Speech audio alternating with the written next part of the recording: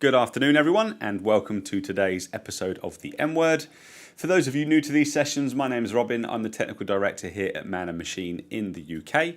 And as always, thank you for joining us this afternoon and taking some time out of your busy schedules to hopefully see something a little bit interesting, exciting, productivity boost. Who knows, but hopefully it'll be useful. So these sessions, we air them most weeks. I used to say weekly, but most weeks. What we try and do during these sessions is share with you a tip, a trick, a piece of new functionality or a new feature, or just hopefully something that helps you inside of one of the Autodesk tools that we sell, service and support here at Man & Machine as an Autodesk Platinum partner. So sometimes we look at the likes of AutoCAD, sometimes we look at Inventor. Today we're looking at Autodesk Revit, so we're looking at the construction space today, and specifically looking at some of the fabrication tools. One question we get asked an awful lot, at least once or twice a month here at Man & Machine HQ, is how we can further detail our MEP designs inside of Revit, specifically ductwork and pipework. And how we can start working to fabrication spec inside of the Revit toolset. And the great news is there has been for a number of years now fabrication components and fabrication tools inside of Revit which allow this or make this process far easier. So over the next 25 minutes, half an hour or so, we're going to talk through how to access the tools, how to install the tools, and a rough and ready guide on how to use those tools inside of Autodesk Revit.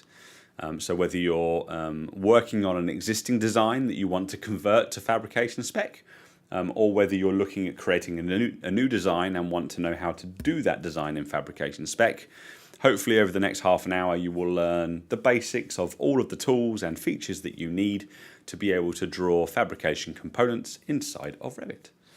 So without any further ado, I'm going to take a slurp of tea, I'm going to share my screen, and we're going to get going. So I'm using Revit 26 because that's what I've got installed. Fabrication tools in Revit have been around now for actually a fair old while, at least 4 or 5 years. So if you're using one of the supported versions of Revit, so current Revit and 3 versions prior, you should be able to follow this workflow, and it's near enough the same for any of those versions of Revit. What I'm going to do on my web browser here, just bring that onto my screen, is go to my Autodesk Manage account. So these tools, whilst included within your Revit subscription, doesn't matter if it's a full Revit subscription or an AEC collection subscription, your fabrication workflow tools are included as part of that subscription, but they are not installed by default. There are 2 things minimum that you need to install to get the fabrication workflow inside of Revit. So head over to your Autodesk account, go to your products and services tab, and find Revit in the list. We have a lot of NFRs here, so I'm just going to use the search function here to filter to Revit and go down and click View Details under Revit. Once you're looking at the details, you can see a little tab for each of the supported versions of Revit. So current plus 3 versions back. So go and identify the version of Revit that you want to use for the fabrication tools. I'm using 26. And now I want you to scroll down and look at extensions. So these little buttons here allow you to view crucial updates for Revit, product extensions from Autodesk, plugins from Autodesk, and libraries. So go to your extension and scroll the list. There's a fair few. There's a number of really great ones on here actually, so please check them out. Updates to the default IFC functionality, which is fantastic. The content catalog stuff is great, which allows you to use ACC, Autodesk Docs, as a content catalog. The ability to come on and use any of these. DB Link is great for bi-directional schedules to Revit, for example, via Excel. but we're going to go and find and download Revit to Fabrication. No, we're not. That's the wrong one. We're going to find and download. Where have you gone? Yes, sorry, I am right. Revit to Fabrication MEP. So go and find that one and give it a download. It's only a fairly small file. It's like 4 meg, so it takes seconds to go ahead and work. If you want to edit the fabrication content, you will also want to download the MEP content editor. I'm not going to do that, so we're going to not run through that functionality today. But if you want to, you can also download that at the same time. But definitely download the fabrication add-on. You then need to go over to your libraries and you need to find very specifically the fabrication content. There are 2. So if you are joining us from over the pond and you're working with Imperial, firstly, welcome. Secondly, download the Imperial content. If you're over here in the UK and you are working with metric content, go ahead and download the metric content. Once you've got those downloaded, firstly run the add-on installer with Revit closed. Let that install, then download and run or run the metric content installer and let that go and do its thing. It doesn't take long. You're talking 2-3 minutes to install both of them. I would give your machine a reboot, but at that point you are ready to go. Again, just for clarity, if you go back to Revit 23, go down to your extensions and scroll the list, you should still find the fabrication extension for MEP, and you will also be finding the same library for the Revit MEP extensions. So I've downloaded my extensions. I am now inside of Revit 26, and I'm just going to go ahead and create a brand new file. If you've been watching these, you will know that I like starting from scratch because as much as Demo Candy is great and it looks nice, I like you to be able to follow along with what I'm doing and be able to literally piecemeal, step by step, follow me along on the screen. So I am starting from scratch. That means if you've got a massive file open and you're following this workflow in that file, go ahead and follow. You should be able to do that. If you're starting from scratch and you're brand new, again, you can click the buttons that I click in the order that I click, and you should be able to get to the same point. So I am in a completely blank mechanical template, and we're just going to start drawing because I have nothing on my model at the moment. Just to validate that your extension has been installed, you can head up to the Systems tab, and you should get this Fabrication panel appear. Now, the first thing that I'm going to do is press this little diagonal down arrow here. That opens the settings. Wherever you see that little arrow inside of Revit, especially on this Systems tab, it gives you access to settings with regards to that specific piece of functionality. Really easy set of settings here. It's not that detailed. You have a fabrication configuration. It's a drop-down list. I only have one because I'm just using the default off-the-shelf Revit MEP Metric 2.41. That's what I've just downloaded. Okay, so you go ahead and select your configuration. Now, if you are wanting to collaborate, let me just bring this up on here. Let's imagine that you are working with someone and you need to collaborate with them using their fabrication library. This is just a metric default library, much like the default families that are installed with Revit. If you are working with a fabrication company, or you indeed yourself are fabricating and you're using the Autodesk fabrication tools, those are the databases that we can reuse inside of Revit. So I need to remember a little bit here because I've not done this for a little while. But if we go into our C drive and go to Program Data, once we're into Program Data, we can scroll to Autodesk, we can go into Revit, we can go in, sorry, not Revit, we can go into our application plugins, then we can go and find Revit 2026. Where are you, Revit? Revit. There's too many on my screen, can't see them. Oh, that's annoying. I forget where it is. I'm going to come back to that later, but I'll show you the location where the fabrication plugin is installed to. I thought it was in the application plugins folder, but maybe I'm making that up. Libraries, English, UK. No, okay, I'll come back to that later.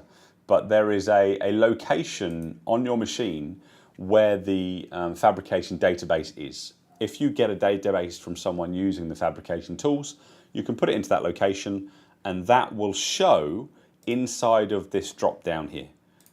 So that gives you the ability to work with the fabrication databases from other individuals. I'm just going to do a quick search to try and jog my memory. It's under C. Okay, that's why I couldn't find it, because I was looking in the wrong place. So under C drive, go to users, then go to public, then go to public documents. And then once you're in there, go to Autodesk. And inside this location, you've got this fabrication folder. Now, if you're using Autodesk Fabrication, CAD MEP, or something like that, Fabrication MEP, you will already have this folder and it will be full of databases that you use inside of those tools. Revit is using this database format. If you are not using Fabrication MEP, but you know a company that is, and you want to use their fabrication data, get them to share you the databases from this location. This is the default one that we've downloaded today. And you'll see that you've got all of your database information for this configuration. Okay, so copy your data into that location. In Revit, choose the configuration that you're wanting to use. You will have some profiles dependent on what that database says. The default one just has one, so leave it on global. And then inside of this database, you have a load of services and a load of parts. We can load individual parts or entire services depending on how you want to work. In this case, let's just do a load of ductwork examples. So let's say that we're going to work with 2500 PA ductwork. So we select the service that we want to use and we press the green arrow to load it into my model.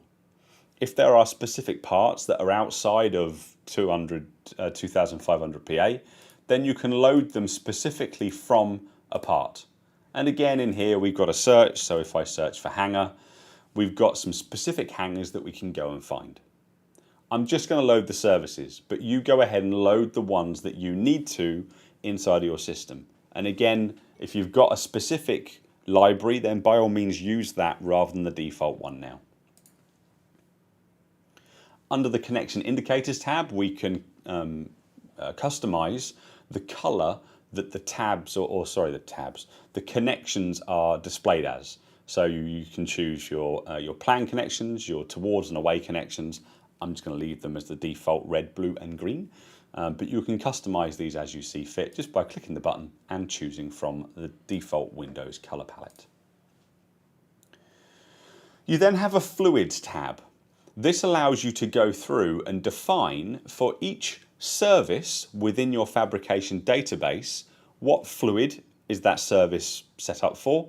You can set temperatures and start looking at your densities and viscosities, so on and so forth. So I can say that with regards to my 2500 PA, I can drop this down and say it's just going to use air. Let's keep it nice and simple. But if I came down to some ABS piping, I could say that this is using water, or I can say that it's using another different fluid. Again, those will be configured within the database. Choose the right ones that you're after for the specific setup that you have.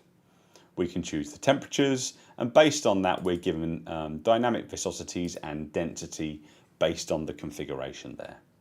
So go ahead and set that up how you need to and press OK.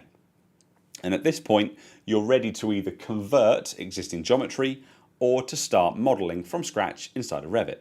Time for a slurp of tea. I should have slurped, shouldn't I? I should have done a really bad slurp. So firstly, I want to show you how you can convert existing Revit geometry to fabrication spec, because it's easy. I'm just going to draw down a load of ductwork just because I can. So I'm going to go to duct. I'm not going to worry too much about the size or exactly what's going on. I'm just going to draw some good old flat rectangular duct. I'm going to put a middle elevation of 2.5 meters, and I'm just going to go ahead and draw.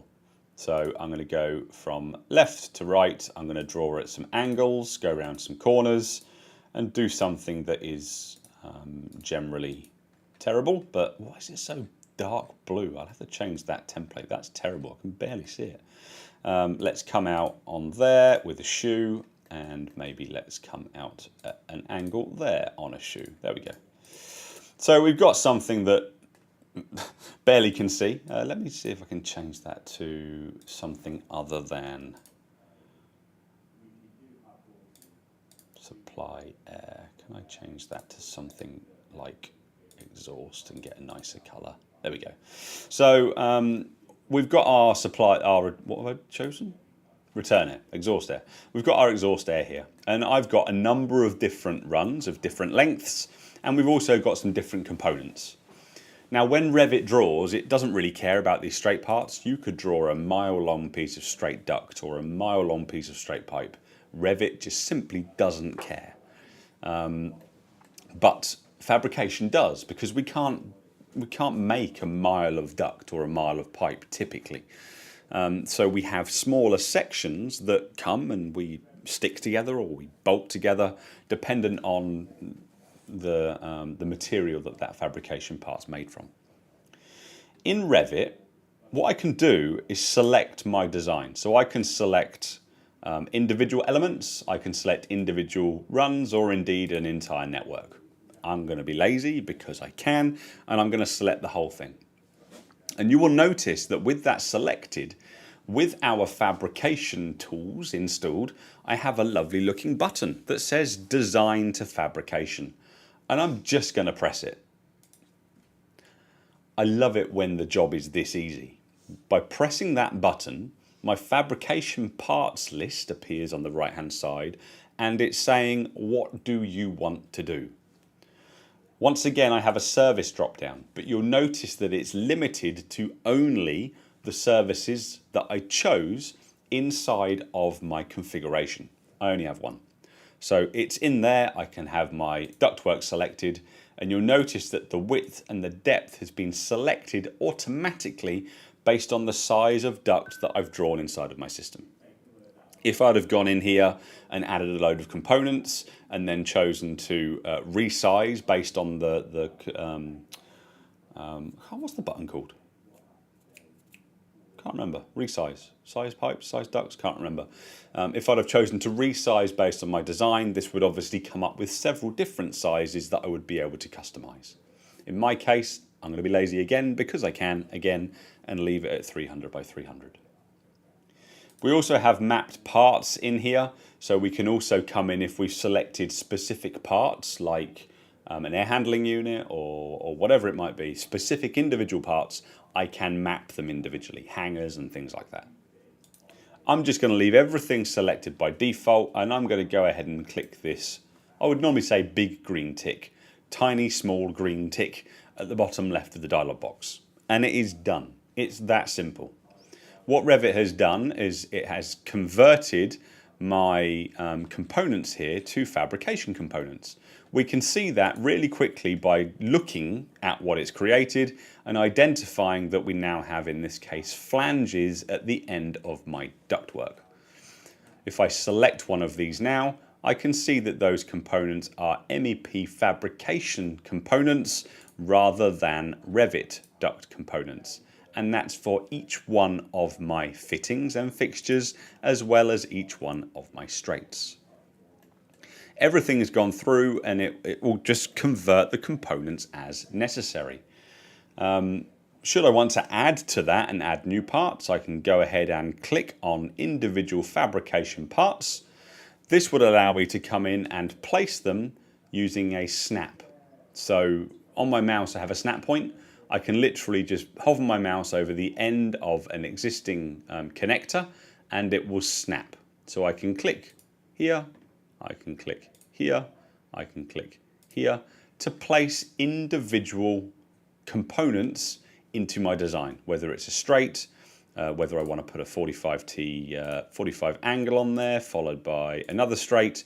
I can simply go ahead and place those components in. It might be, excuse me, a square to round, a shoe, whatever it is, an end cap. We can come in and just work. These snaps work really nicely. It's actually slightly quicker, I guess, than working directly with Revit parts. But it's going to come in and it's going to allow me to firstly convert this to fabrication at the press of a button and start adding extra stuff on at the press of a button. All the same functionality exists with regards to selecting a component. If I select this straight, I can still see my connectors. I can still right click my connectors, and I still have the same kind of functions that you would expect with a Revit connector. So works really nicely. But you might be looking at this thinking, hang on a minute, you told me that you couldn't draw a mile-long duct, and here is a pretty long 10-meter piece of ductwork here. Why is it not optimizing the lengths? Well, when you've got a length, it doesn't do that straight away for you. But if you select the fabrication component and ask it to optimize the lengths, it will chop that one lump into lots of individual lumps at the correct length, like so. So that singular length of duct has now become several maximum size lengths of ducts. The reason it doesn't do that at the first hit is if you imagine if this is a massive design with a load of MEP going on, all of a sudden we're going from having maybe a few hundred pieces of straight duct in our file to maybe a few thousand or even tens of thousands of straight pieces of ductwork in our file. So the first thing it focuses on is changing the fabrication components, changing the Revit component, Revit? That's not even a thing, Revit, can't talk today. A Revit component to a fabrication component, focusing around the fittings. It also changes the straights, but it keeps them at the same length. You then have the ability to window select or multi-select several different components at once. So if I do all of these, I can then optimize the length of all of those selections individually to get something that is more akin to what I'm after. Remembering that all Revit is doing there is it's taking a distance and it's trying to split it into as little maximum length components as possible. It doesn't stop you as a designer going, well, hang on, I wouldn't do it that way. I wouldn't have this tiny piece here right next to that. I would focus on maybe making two slightly smaller bits rather than one really small bit. Again, you're the designer, not me, but you get the idea. It's quick. Converting Revit, MEP, ducts and pipes works the same, is really, really easy. And then once you've got this, we can start adding other information in here. So I can just, with this fabrication window open, and by the way, if it's closed, just click fabrication part up here. We can just go and look at what we've got inside of our componentry. So I'm still looking at my ductwork because that's the only thing that's loaded. I'm going to come in and say, rather than looking at rectangular, I'm going to look at hangers. And I can say that I want to come in and I want to have a full strap hanger, and I can come in and just, again, snap to the ductwork that already exists. So I can start placing hangers wherever I deem necessary as a designer in my file. It's snapping to my existing ductwork really well. It's kind of doing what you would expect it to do. We've also got a load of other parts in here, so I can look at oval ductwork, I can look at access, so I can say, all right, well, actually I need to have an access area on this particular component here. I can go ahead and select my access panel and I can choose to place it onto my ductwork like so. You can place attenuators, you can place fire dampers. It just brings those non-fabrication specific MEP models to life. If we go and have a look at our 3D now, apart from the fact that it's all dark and horrible because I'm using Windows Dark Mode, you can see that this is really looking pretty nice now, actually. It's starting to take shape. We've got all of our flanges in there. We've got our hangers in there, and everything's working really nicely. We have our access in there. Where did I put that? There we go. We have our access in here, so on and so forth. It's looking pretty nice. So it's that easy to convert. So for those of you that have asked me questions in recent weeks, I've been told to create fabrication from my MEP design, get the fabrication database from those individuals that are asking you for the fabrication information, load that in, choose the right service, and go ahead and convert your model and optimize its lengths. If you need to start from scratch, you've kind of already seen the tools that you need to use. Let's go back onto my floor plan here. And let's start this time by going ahead and adding an air terminal. So I'm going to place a couple of air terminals in here, like so. I'm going to say that these air terminals, I'm going to link them to my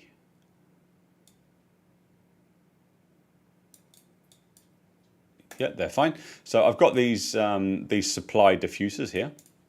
And then all I'm going to do is I'm just going to draw as if I was drawing Revit components, but with fabrication components. So go to your fabrication browser, choose that you're drawing rectangular duct or circular duct or whatever it is that you want to do, and place your components. So I'm going to draw a straight here, and then I'm just going to come in and create several individual lumps of straight. I'm then going to put on an elbow. I'm not going to go with any reducers for now. I'm just going to go with a 45. No, let's go with a square elbow. Let's go with a square elbow and then some individual straights again, like so. With our components here, this particular air terminal, for example, I can say connect into, no I can't. That's frustrating. Thought I could. I can right click and I can say draw flex duct, and I can go ahead and tap my flex duct into my. That doesn't work either. That's really annoying. Terrible. Don't do what I'm doing. Don't copy me. Let's go ahead. And why doesn't it let me do that? That's really frustrating. Right click, draw flex duct.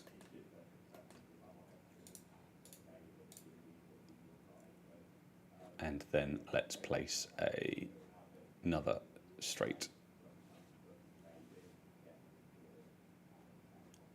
I tell you what, don't copy me, because clearly that's not working. When you're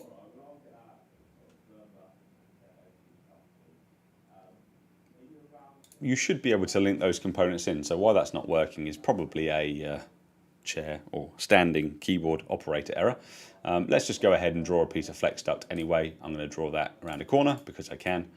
Let's then say that we want to draw a duct from there, and I want to go into here, and then we're going to grab those components and we're going to design to fabrication. Probably because I don't have anything that's supporting flex duct installed on here. So you can see it's left the flex duct as a Revit flex duct, and it's converted these components to fabrication, which I can then go ahead and convert up here or add up here. If I was using these tools, I wouldn't draw from scratch using fabrication tools, because as you've seen, it can get a little bit clunky. The key here is use Revit in what it's good at, which is really quickly adding ductwork, adding pipe work, doing automated routing, giving you different options with regards to that routing, and quickly getting your components placed around the building accurately, making sure that they are clash free, making sure they're well coordinated with the wider model. Once you've done that, leverage the convert to fabrication feature and the optimize lengths feature to be able to very quickly take that component and convert it into fabrication. If you need to, any of those individual fabrication components can be taken, and you'll notice that we've got a load of properties over here on the left-hand side. As with any Revit component, you can individually tweak and change any of these should you need to. And really, that's kind of all I wanted to show. Fabrication tools inside of Revit are really useful. They're better when you are converting rather than creating from scratch, but both do work. Check them out, give them a download, and if you need to produce fabrication routes of your components, just click the convert button. You'll have a fully fabrication detail model in no time, which you can further refine and further detail as you need to inside of Revit.